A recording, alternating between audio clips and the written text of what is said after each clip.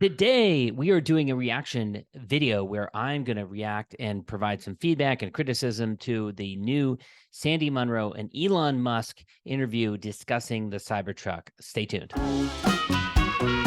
Welcome to the Smart Business Revolution podcast, where we feature top entrepreneurs, business leaders, and thought leaders and ask them how they built key relationships to get where they are today. Now, let's get started with the show.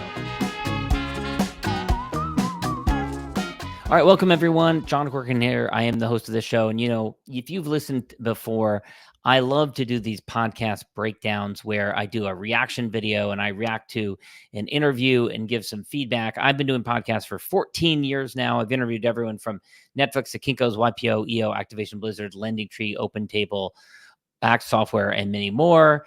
And if you're interested in this, go check out our YouTube channel. We've got lots of other reaction videos for you to check out as well. So this is an interview that I discovered just recently. It just went live recently. It is Sandy Munro, who is, I have to say, he's an icon in the auto industry. He does teardowns. So I'm basically doing a teardown of his interview. Now, he's not a professional interviewer. Having said that, I believe that, Elon Musk was not a professional car maker before he started Tesla. Of course, now it's a huge company. And he actually listened to a lot of the great advice that Sandy Munro had for him, and it improved his finished product. So I'm going to try and do the same thing here, humbly, for Sandy, because I really value the content that he puts out there. And I think that these criticisms that I give are designed to help improve what he does. So we'll just get. Hey, boys and girls, I have Mr. Musk with us today. And first off, thank you so much for agreeing. It's like, I don't know what time it is, but late. And you've got 2 more hours to go. So we're going to fly through this as quick as possible. Sure. Make it painless. Anyway, first off, thank you so much. I really appreciate it. Yeah, I appreciate your analysis over the years. It's, I think, accurate and thoughtful. Well, now this isn't the most dynamic beginning. Again, Sandy's not a professional interviewer. I think some of those thanks could have been accomplished off camera, so you didn't have to take the first 30 seconds to do it. But that's a minor critique. And by the way, this was recorded, I believe, at the end of the Cybertruck launch event in Austin, Texas. So they're all kind of tired because at the end of a long, exciting day anyways. I think that so far we haven't really released a heck of a lot, but we've got something like 5 hours of video and whatnot that I know people are going to be very, very, in fact, I've already gotten a little note from Jim Farley saying, when are you going to release the information? So Okay, if I don't know who Jim Farley is, then I'm wondering who's Jim Farley and why is this important? So it's always helpful to think about the audience who's kind of wondering what's going on here. By the way, I do like that he plugged this other content that he has. That's a good way to get people to stick around and watch your other videos. I know everybody is really, really interested in this. And I just have one quick question. For you, this has been a hell of a week based on what I've seen on X. But yeah, what was the high point as far as you're concerned with the with what happened this week and whatnot? Now, not the best first question. The other thing I would say is that people are going to be watching this into the future, and so they may be wondering context. What does he mean? This has been a hell of a week. So it's better to explain to the audience what specifically he's referring to, and also for those who watch it again months from now, they would know, they'd be able to ground what it is he's talking about. And the question was just kind of really broad, just kind of asking him what is the highlight for him, which is not a great question, but an okay one.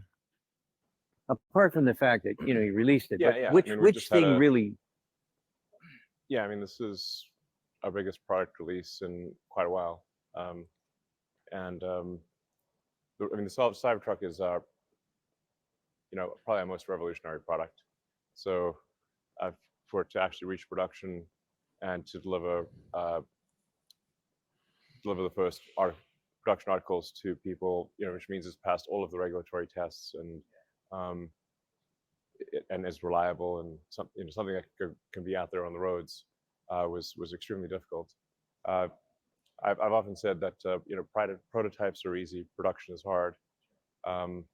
With a small team, you can make a prototype of almost anything with in maybe six months with 100 people.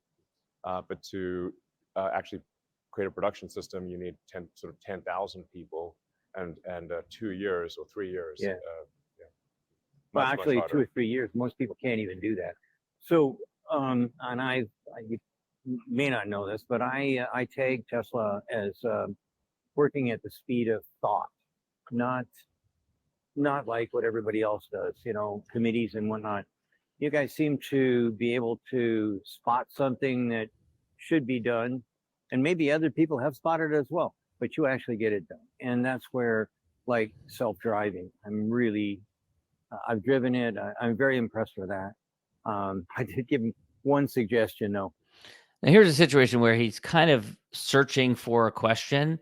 I noticed that he doesn't have any pre-written questions in his hands. He could have very easily done that, brought some questions to keep him more on track. And the problem is especially if you're interviewing someone who's, very well regarded, a leader in your industry or world famous like Elon Musk is, it's very easy to get distracted, very easy to get off track, kind of forget what you want to ask. So he would have been better off having some kind of questions written in his hand so that he doesn't have these kind of rambling thoughts rather than being focused on what he wants to ask about. Taking this the first time into a great big giant parking garage, that winding doodad, I've asked the guys whether or not there's something you can do about putting a little, like a bar on the bottom so I can see where the hell my wheels are. And they said, software done. And I think they may have implemented it already. That's what I mean by speed of thought. So I like that kind of stuff. This episode of Munro Live is brought to you by. Okay, now I've watched this before, so I know that this is the beginning of an advertisement, and I have a bunch of beefs with this advertisement. One of the main beefs is that I don't think it's necessary, mainly because Sandy Munro is not a mainstream, it's not a armchair expert type of podcast. It's not. I assume he didn't get into it in order to try to be a mainstream star. It's a B2B play. He has a B2B business, and so why he would. And this is like a 6-minute interview. It is extremely long. I think it goes to about 9 minutes from about 3 minutes. Why he would devote so much time to this other company, I am not sure, unless he's an investor in that company. He should, as a B2B company, be more focused on using the podcast for his own existing business rather than giving away money, because giving away, advertising space, valuable real estate on this podcast to another company in exchange for probably, pennies on the dollar. I imagine if he gets a new client like a Ford or GM or Toyota or a Tesla as a client, that's worth hundreds of thousands, if not millions, to his company. Whereas like an ad on a YouTube video, we're talking like hundreds of dollars, thousands of dollars, maybe if you're lucky. So I'm going to skip right on through all of this, and we'll go while back also to the providing interview. a bridge to start of production. 48 volts. I mean, it's been a long time that it's been at 12 volts, far too long. Yeah, 60 years. Yeah. So I've got a question for you. How difficult was it to move from 12 to 48? Because I know when the S came out, or the Plaid came out, I wasn't happy. I thought you were going to do it on that. I was looking for that big giant weight reduction and cutting all the wire and whatnot. But this one, you've got it in. So how difficult was it to get that to happen? Well, it's very difficult to change the bus voltage from 12 to 48 because all of the peripheral items, everything that connects to it has to interface at 48 volts, or you've got to step down to 12 volts. Yeah. So, there are hundreds of things that interface to the low voltage bus, and that's everything from the electronics in the car, the window, the window motor, the airbags, the seat adjustment mode, everything is set. The headlamps, everything's set to 12 volts. So the entire supply chain, the entire design infrastructure is set for 12 volts. This is why it's been stuck at this absurdly low number for a long time. Now, I have to say that this actually topic of a conversation is much more in Sandy's wheelhouse, and it also demonstrates more of his expertise. Um, it wasn't the main thing that people were paying attention to with the unveiling of the Tesla Cybertruck. People were paying attention to its revolutionary design and how different it looks, and that it's bulletproof. But for him to latch on to the 48-volt thing demonstrates his expertise. And it's, I think Elon Musk already has a lot of respect for Sandy, but it's going to help your guest to have more respect for you by the fact that that's the thing that you take interest in. And also, I would also add that people who know who Sandy Munro is and who are interested in his content are probably more interested in that as a topic. So I would have much rather seen him start with that topic, asking first about the 48-volt architecture, because it's much more, it demonstrates his expertise, and it's much more up in line with what he's focused on. And I think, I mean, it's people that know a little bit about electrical engineering. You don't need to know a lot, but just a little bit will understand that you actually want a higher voltage in order to reduce the resistance losses. Right. So the heating in any wire is the current is I squared R. Yep. So it's the square of the current. So if you're trying to get a particular power rating through, then as you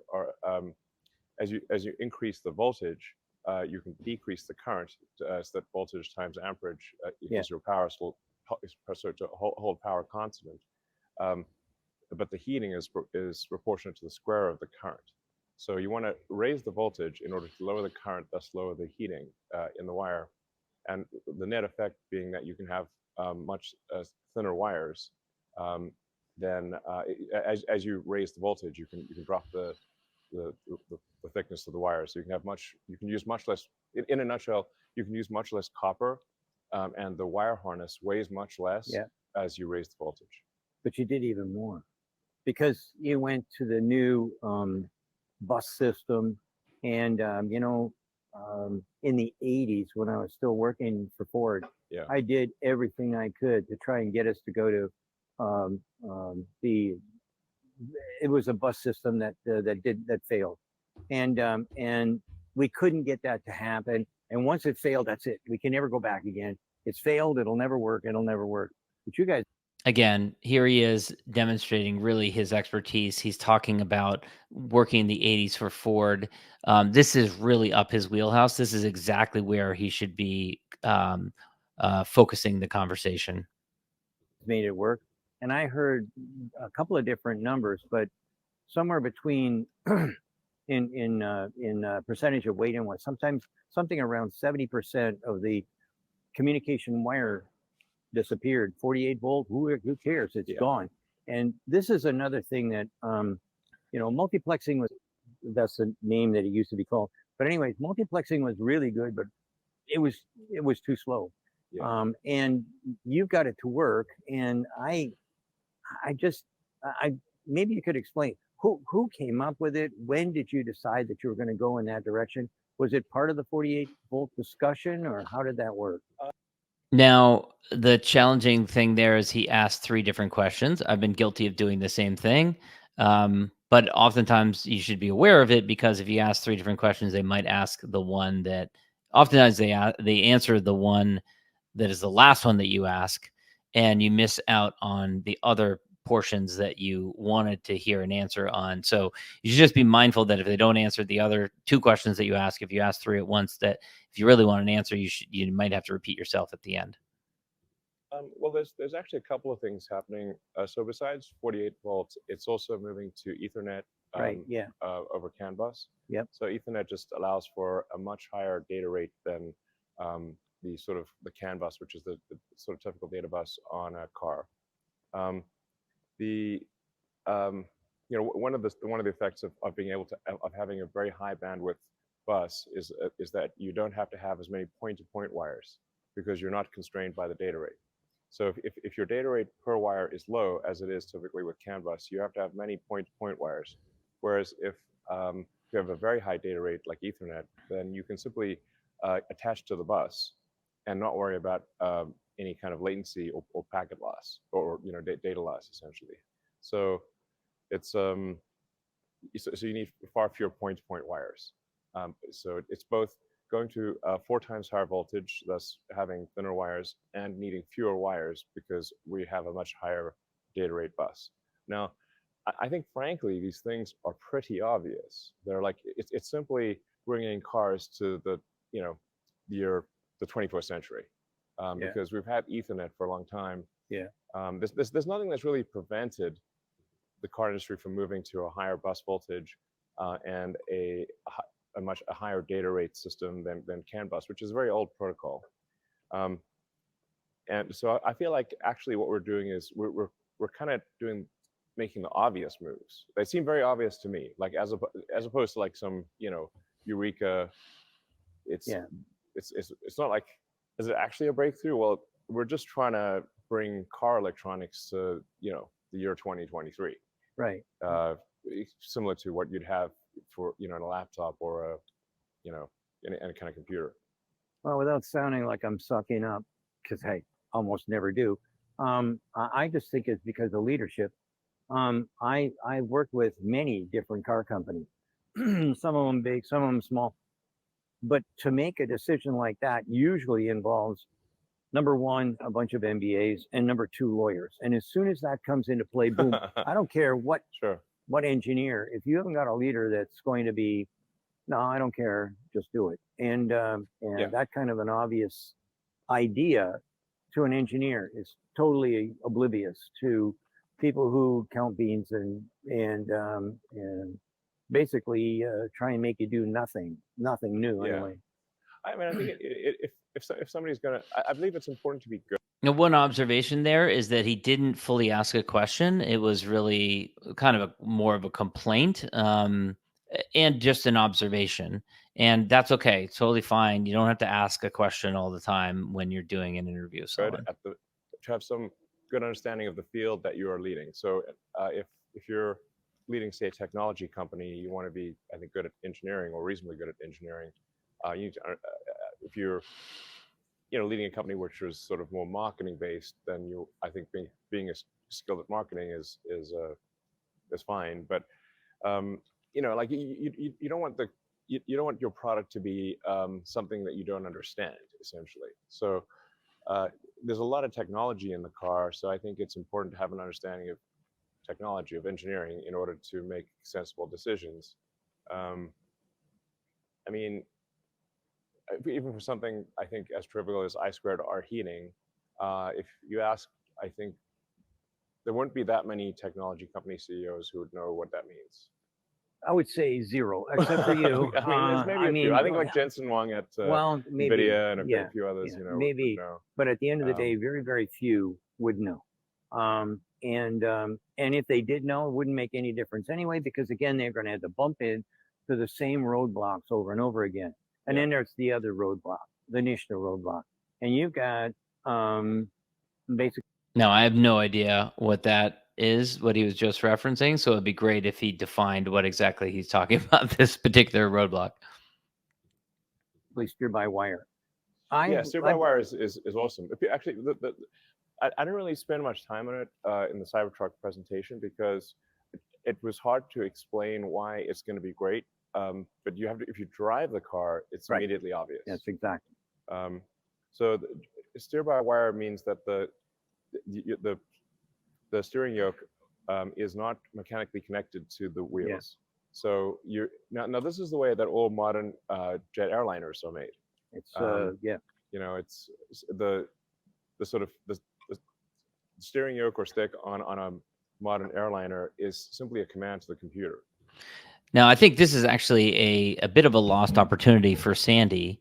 Again, he is senior in his career, well respected, but many people who are doing interviews don't have as many years of experience as he does, and you want to demonstrate your expertise both to your audience and to your guest. And so, if Sandy had in front of him a stack of cards and one of the topics was steer by wire, and he wanted to get to that topic, and he introduced that topic instead of Elon picking up on that topic and shifting the conversation in that direction, then he could have been the one who explained to the audience why steer by wire in this vehicle is so revolutionary, and then thereby establish his bona fides a little bit more with the guest and with the audience. So for the Cybertruck, the steering yoke is a command to the computer. So that means we can adjust the gain. And I'll try to say this in ways that, say, an engineering audience would understand, but also that maybe a general audience would also understand. By variable gain, it's kind of like turning out if you've got an amplifier or something, you turn the amplifier to a low setting or a high setting, and so you can increase the amplification of the motion of your steering yoke according to what speed you're driving. So that if you're in a parking lot, or if you're low speed driving, then a small movement of the steering yoke results in a big movement in the wheels, so that you can do a U-turn with minimal movement of the steering yoke. But then if you're on a highway and you're moving very fast, you want the wheels to only move a small amount when you move the yoke. So Right. it basically moves the wheels the right amount based on the speed that you're going and what your intentions are. Well, the other good thing too is this has rear wheel steering. Yeah. So when I first got into it, it's very I don't know, nerve-wracking or imposing anyway. First time you get in this thing, it's a very expensive truck. I got I got maybe a couple of minutes of like Rich Otto made all this stuff happen. And he I don't know who that is. It's always good, again, to explain if you reference someone to the audience who that is. he said, well, this, and this. Hey, gotta go, because he had a lot of stuff to prepare. So we got out, and the very first thing I noticed was I got to get out of this parking spot, and with rear wheel steering, along with front wheel steering as well, it's like it turned on a dime. Yes. This is not like trying to turn the Queen Mary around. No. This is a really, really, in a parking lot, Yes. this is going to kick everyone's tail. Yeah, I mean, it turns like a small car, even though it's Yeah. a big car. Yeah. So And I love the accessibility of the conversation here, because he's just kind of sharing his impressions. And sometimes when you get an expert in some area, they don't want to kind of, I don't know, bring it down to a more pedestrian level. But that's what he's doing here, and it speaks to another side of the audience that is not as knowledgeable as he is on the subject matter. that was another thing that has been talked about for years, but never implemented.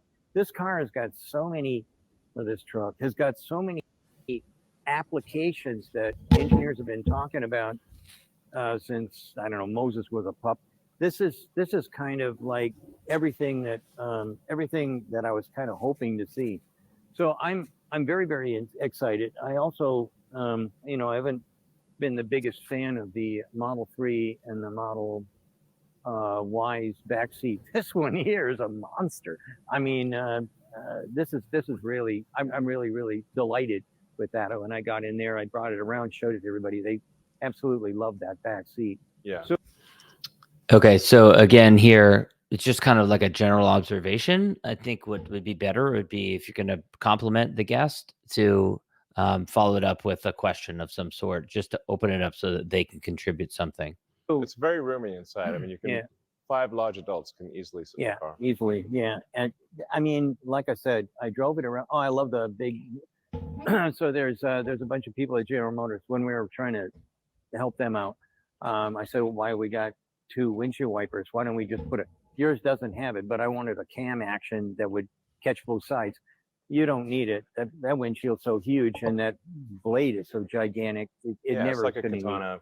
katana blade winch. It's like, Yeah. well, giant sword. Yeah. Again, another kind of missed opportunity here. And if this was all organized, if he had a sheet of paper in front of him, then maybe he would be able to pivot into a question about the windshield wiper at this point.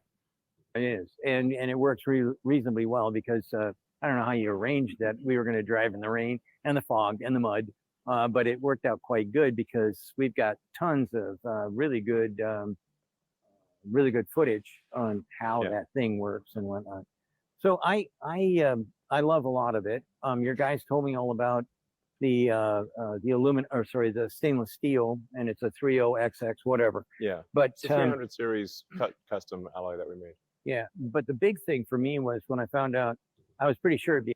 Now, what he did there was he said, "Your guys told me about the custom steel," and that, for the listeners thinking, well, what are the details around that? So rather than saying, referencing something that he was told and not sharing that with the audience, better to do a better approach would be to, can you tell us about the custom steel which your team told me about earlier, or something along those lines? The austenitic, because you can't have rust. But I didn't know that you take the austenite, work hard in it, and then now it's martensite, Yeah. and hence the reason I couldn't understand the bullets, because I've shot through. I do some hunting, and I've shot through stainless steel in the past. Yeah. But with martensite, there's no chance. So Yeah. that was a big surprise. I've got a question for you though. What was the biggest hold up? I mean, everybody's been, holding their breath for at least 4 years. So what really was the biggest challenge? Well, I think people sometimes forget. This is probably too broad of a question, because you can see Elon thinking like, what do I talk about here? Probably better to pick, and this has been well reported, probably better to pick a constraint over the last 4 years that this truck has been in production or has been in development, and ask about that one specifically, rather than to just say, of the last 4 years, what was the thing that slowed things down? It's not like we're going to deliver the car in 2019. We announced the car in 2019. I think we sort of expected perhaps that we'd be in production in a couple of years later, in 21 or something like that. But there was a worldwide pandemic. Then there was a global chip shortage. Yeah. And there were shortages of so many parts. It would be irrelevant for us to bring to market a car for which that we simply do not have parts to make. Yeah. So that's a pretty good reason. Yeah. So I've got I mean, I got no parts. It would add complexity, Yeah. but we would not ship any incremental units. And that's It would actually make the company worse. yeah. So at the end of the day, I wasn't going to try and answer that question. A lot of people have been asking. Well, first off, we were under an NDA kind of thing, and then people were asking me the same question over and over again, and I'm thinking, you know what, this would be a good time for you to shut up, Sandy, and let's find out for sure. And that's exactly what I was thinking. Yeah. It just wasn't there. We couldn't make them. So now, for a few years there, we actually couldn't even make enough of the Model Y and Model 3. We were actually production constrained because of multiple part shortages. So the global pandemic shut down massive sections of the global supply chain. Yeah. Well, it was true for everyone. I mean, there was nobody was immune to that stuff. Right. So it was just, if we can't even make enough of the cars that we have already designed, what's the point of bringing a new one to market? Right. So I've got another question then.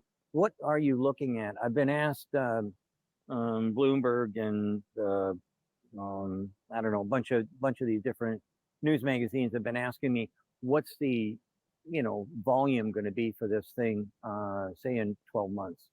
What are you looking at? Well, we have to be cautious about forward-looking statements as a publicly traded company. This is not and it's also very difficult to forecast the production ramp in the beginning, because the production ramp always is like this very difficult S-curve, which means the production is very slow in the beginning. You're constrained by whatever the least lucky. Every time a sales lead comes in, it's directed from the website to our CRM system. Least competent thing out of 10,000 items is. Yeah. So the weak link. Yeah, there's at least 10,000 unique parts and processes required to scale production.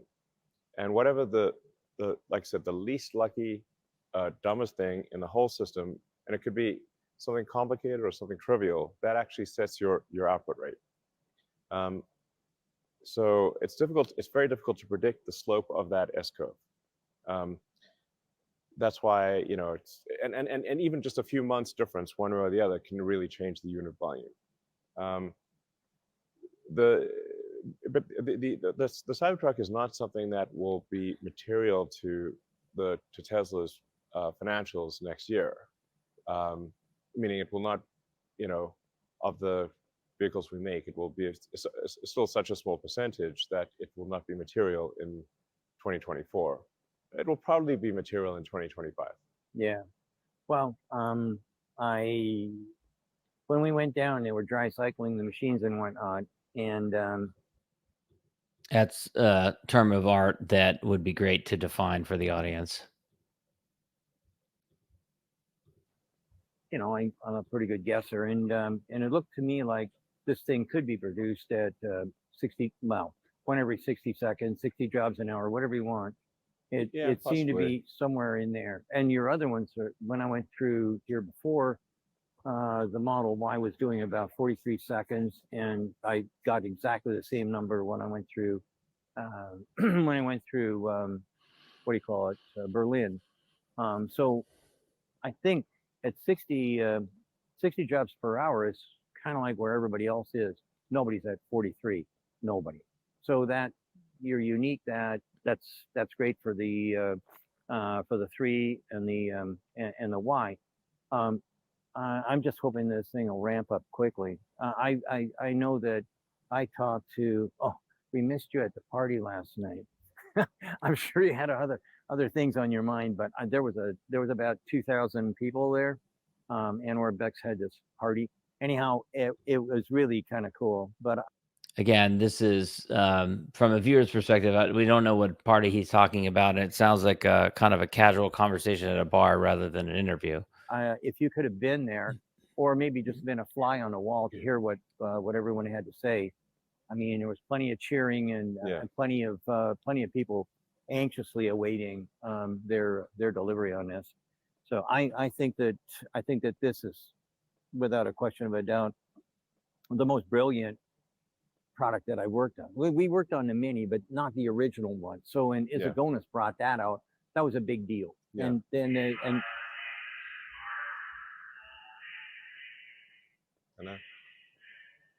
danger. I don't even know what, I have no idea what PA that system. This is an unusual situation because they're doing this interview in a factory, but it's worth noting that, it's worth trying to record your interviews in a quiet space where you're not going to be interrupted. Yeah. It's not even clear what the PA system is saying. But anyways, on this one here, I think that this is. All right, guys, I'm going to cut off the interview there, and I'm going to wrap up my criticism, my feedback, my constructive feedback, hopefully, at that point. And I'd love to know what you think. Leave a comment below on what you thought about that interview and my feedback on it. Now, there's a whole other part at the end of the interview where it starts to get a lot more political. I didn't want to dive into that morass there, but it kind of went in a totally different direction. And, Elon Musk obviously is a bit of a lightning rod, and a lot of people have a lot of conversation around him. But suffice it to say that if you are a B2B business, you're trying to get clients, if you dive into those political waters, you might attract some people to you, but you also might alienate a lot of people as well. So you want to generally, in my opinion, you want to steer clear of that unless you are trying to cultivate that type of community. I'll leave it at that. Thanks very much. Again, thanks for watching, guys.